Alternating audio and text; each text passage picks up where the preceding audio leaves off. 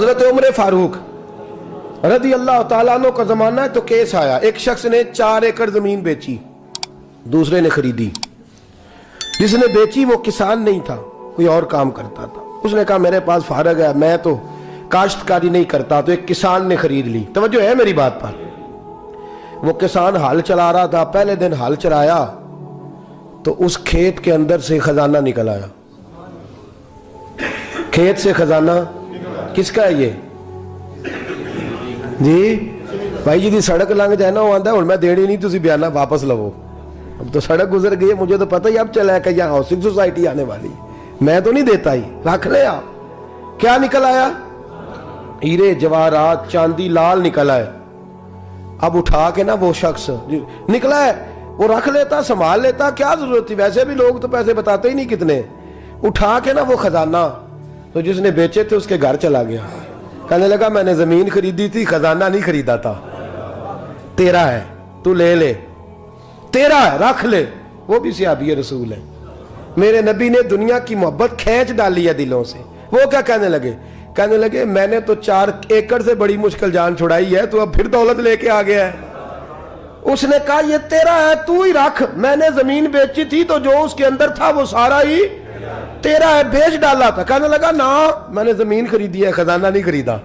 وہ کہنے لگا نا بھائی میں نے تو ہر شے بیچ دی ہے، اس میں سے پھل اگے پھول نکلے وہ سارے۔ جاگ رہے آپ لوگ؟ آنکھوں ہے ہی کام جاگن والا ہے، یہ ہوتا ہی نہیں۔ یہ عجیب معاملہ ہے نا جی۔ یہ فرشتے ہیں جو دنیا میں بستے تھے، یہ انسان تھے جن کو فرشتے بھی دروازے کھول کے دیکھتے تھے، یہ کیسے انسان ہے۔ اب مقدمہ حضرت عمر کے پاس آ گیا، توجہ ہے میری بات پر؟ حضرت عمر فاروق کے پاس آیا، حضرت عمر فاروق نے دونوں کی بات سنی تو جس نے بیچی تھی اس سے کہنے لگے پرانے مالک سے، چل یار تو لے لے، مجھے لگتا ہے کہ تیرے ہی ہیں، تیرے بڑوں نے دبائے ہوں گے، تو نہیں نکال سکلا، تو ہے تو وراثت تیری بنتی ہے نا، رکھ لے۔ کہنے لگا عمر آپ کیا سرائی کر رہے ہیں؟ اگر یہ بات غلط ثابت ہو گئی اور قیامت میں مجھے اس خزانے کا حساب دینا پڑا تو آپ میرے ساتھ اٹھیں گے نا، میرا بوجھ اٹھائیں گے نا؟ حضرت عمر کہنے لگے جی میں کوئی نہیں اٹھاتا، میں تیرا بوجھ۔ اب وہ جس کو بیچا تھا حضرت عمر کہنے لگے بھائی اس نے تو تجھے دے دیا تھا، اب تیرا ہے تو رکھ لے۔ کہنے لگا عمر آپ قیاس کر رہے ہیں، آپ قیاس کر رہے ہیں، اگر قیامت والے دن میں پھنس گیا تو میں آپ کا نام لے لوں اللہ کی بارگاہ میں؟ حضرت فاروق اعظم نے نا سر پکڑ لیا، فرمایا میں فیصلہ ہی نہیں کرتا، تم حضرت ابی بن کعب کے پاس جاؤ رضی اللہ ہو۔ حضرت ابی بن کعب کے پاس آئے اور آ کے ان دونوں نے کہا حضرت جی ہمارا ایک کیس الجھ گیا ہے۔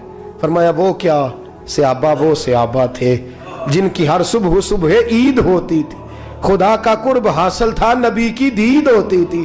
حضرت ہمارا کیس الجھ گیا، حضرت عمر سے فیصلہ نہیں ہوا، آپ مہربانی۔ فرمانے لگے وہ کون سا کیس ہے جو عمر فاروق سے فیصلہ نہیں ہوا؟ وہ کون سا کیس ہے؟ کہ حضرت جی یہ معاملہ ہے، توجہ ہے میری بات پر، یہ والا معاملہ ہے کہ اس نے بیچی ہے جگہ، میں نے خریدی ہے، اب خزانہ نکل آیا، میں کہتا ہوں تیرا ہے، یہ کہتا ہے نہیں تیرا، میرا میری نہیں۔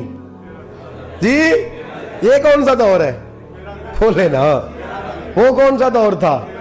خیر الناس من ینفع الناس، لوگوں میں بہتر وہ جو لوگوں کے لیے نفع بخش۔ یہ کہتا ہے خزانہ تیرا ہے، میں کہتا ہوں نہیں، تو کون سا دور ہو گیا؟ تیرا تیری کا۔ حضرت سیدنا ابی بن کعب رضی اللہ تعالیٰ عنہ نے سر جھکا لیا، کہنے لگے میں فیصلہ کیا کروں، میں بہت بڑا قاضی ہوں پر یہاں میں بھی الجھ گیا ہوں۔ اب فیصلہ سنو، خوبصورت فیصلہ۔ حضرت ابی بن کعب اس سے پوچھتے ہیں بیچنے والے سے تیرے بچے کتنے ہیں؟ کہنے لگا جوان بیٹا ہے۔ خریدنے والے سے کہتے ہیں تیرے کتنے بچے ہیں؟ اس نے کہا جوان بیٹی ہے۔ کہنے لگا میں ان دونوں کا نکاح کر کے سارا سامان انہیں جہیز میں دے دیتا ہوں، ان کا نکاح کر کے سارا کچھ انہیں جہیز میں دے دیتا ہوں، تیرے گھر بھی آ جائے گا، تیرے گھر بھی۔ یہ فیصلہ سیدنا ابی بن کعب رضی اللہ تعالیٰ عنہ نے دیا۔ لوگ رو رہے تھے، کہہ رہے تھے کیا بات ہے اس فیصلے کی، کیا بات۔ ایک نوجوان تھا مینا کے بازار میں، دوڑا جا رہا ہے، ایک بابا جی اس کو ملے، بزرگ، تو ان بزرگوں کے اس نے، توجہ ہے میری بات پر آپ، ان بزرگوں کی تھیلی اس نے اشرفیوں والی چھین لی، چھین کے دوڑ گیا، کافی آگے چلا گیا تو گر گیا، جب گرا تو نظر آنا بند ہو گیا۔ لگا اللہ کے ولی کی بے ادبی ہوئی ہے اس لیے نظر آنا بند ہو گیا، بے ادبی ہو گئی، بڑا پریشان ہوا، سخت آزمائش کا شکار، کیا کروں کدھر جاؤں۔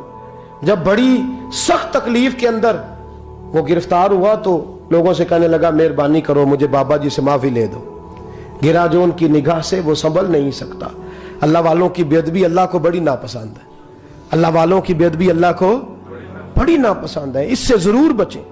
اللہ تعالی ہمیں بچنے کی توفیق عطا فرمائے. پکڑ کے بابا جی کے پاس لائے. بابا جی معاف کر دیں, آپ کی وجہ سے آنکھیں چلیں گی. بابا جی کہنے لگے نہیں میں نے تو بد دعا دی نہیں. تو وہ کیسے؟ کہنے لگے میرے ساتھ جب کوئی مسلمان زیادتی کرتا ہے تو میں فوراً ہی معاف کر دیتا ہوں. کہا جی میرے لیے دعا کر دیں. دعا کی, بابا جی کی آنکھیں ٹھیک. بابا جی نے دعا کی, نوجوان کی آنکھیں صحیح ہو گئی. لوگ چلے گئے تو وہ نوجوان قریب بیٹھ گیا. کہنے لگا بزرگو آپ نے جو کہا میں نے مان لیا, پر ایک بات میری سمجھ میں نہیں آئی. کہا وہ کیا؟ کہا آپ کہتے ہیں میرے ساتھ کوئی مسلمان بھی زیادتی کرتا میں فوراً معاف کر دیتا ہوں. فوراً تو معافی دی جاتی نہیں, دی جا سکتی نہیں. تھوڑی دیر تو بندے کے دل کو تکلیف رہتی ہے. آپ نے جو نہیں نا بات, لوگ بریکی میں جاتے ہیں نا بہت سارے. کہا جناب بندے کے دل میں تھوڑی دیر تو تکلیف, بھئی کوئی لڑائی ہو جائے تو کہتے ہیں ابھی نہیں میں نے جانا, ذرا بات ٹھنڈی ہو جائے گی تو پھر, ابھی تو بڑی چوٹیں لگی ہیں, بڑا مسئلہ بنا ہے. یہ شعوری طور پہ لوگ ایسا کرتے ہیں. کہا فوراً کیسے آپ نے معاف کر دیا؟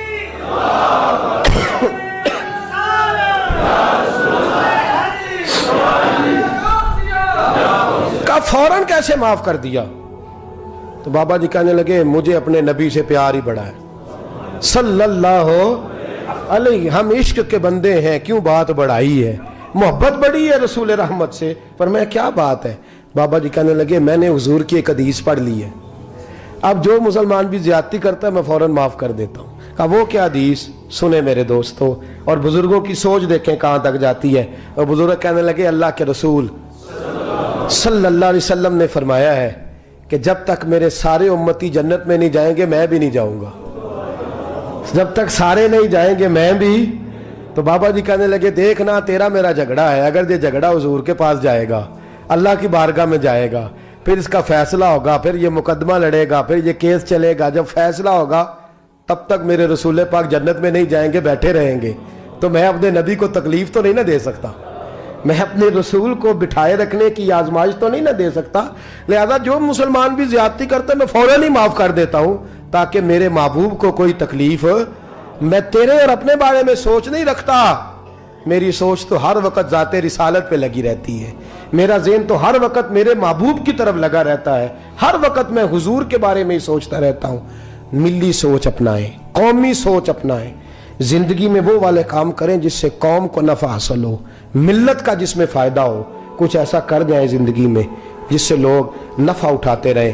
محمود غزنوی گزر رہا تھا, ایک بابا جی بڑھاپے میں ہاتھ کانپ رہے ہیں تو ایک پودا لگا رہے تھے, تو محمود غزنوی کو بڑا پسند آیا. کہا بابے کو میرے پاس تو بلاؤ. بلایا تو کہا بابا تیری عمر اب ہاتھ کانپتے ہیں, سر کانپتا ہے, رش آتا رہی ہے, تو نہ پھل کھا سکے گا نہ چھاؤں میں بیٹھ سکے گا. تو بابا جی آپ یہ کیوں کر رہے ہیں؟ بابا جی کہنے لگے چلو میں نہیں پھل کھاؤں گا, میرے پوتے تو کھائیں گے نا. بچے محمود کو بات بڑی پسند آئی, اس نے بابا جی کو ایک اشرفیوں کی تھیلی انعام میں دے دی. کہا تیری سوچ بڑی قومی ہے, بڑی ہے. تو بابا جی مسکرا کے کہنے لگے بادشاہ تو ابھی کہہ رہا تھا کہ نہ تو پھل کھائے گا نہ چھاؤں میں بیٹھے گا, اللہ نے مجھے پھل بھی دے دیا ہے, چھاؤں بھی دے دی ہے.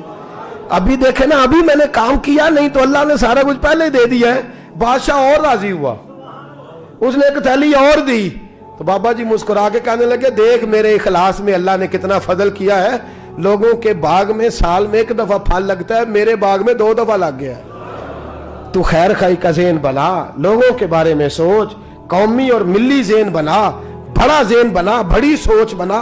وہ والا کام کر جس سے زیادہ لوگوں کو فائدہ ہو, زیادہ لوگوں کا نفع ہو, وہ والا کام کر. قومی ملی ملت اسلامیہ کی سوچ بنا, عالم اسلام کی بات کر, مسلمان کا بھلا کر, اپنے وطن کا بھلا کر, اپنی ملت کے بارے میں سوچ. جب تو یہ کام کرے گا تو اللہ تجھے وسائل بھی بڑے ہی عطا فرمائے گا. اللہ تبارک و تعالیٰ تیرے لیے رحمتوں کے دروازے بھی زیادہ ہی کھولے گا.